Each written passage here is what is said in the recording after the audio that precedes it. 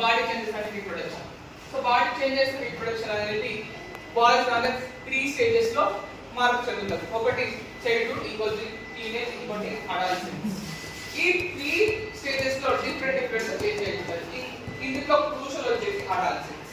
Adolescence లో 12 to 18, ఈ 12 to 18 లో చాలా మార్పులు అనేవి చెందుతాయి మగపిల్లల శరీరంలో. కొందరు హైట్ పెరుగుతారు, కొందరు వెయిట్ పెరుగుతారు, ఇంకొందరు ఫేస్ మీద పింపుల్స్ వస్తాయి, ఇంకొందరు ఫేస్ ఏమంటారు బాడీలో అనేక రకాలమైన చేంజెస్ అనేది వస్తున్నాయి. సో ఇందులో వచ్చేసి సేమ్ ఆడపిల్లల దాంట్లో సేమ్ చేంజెస్ వస్తుంటాయి.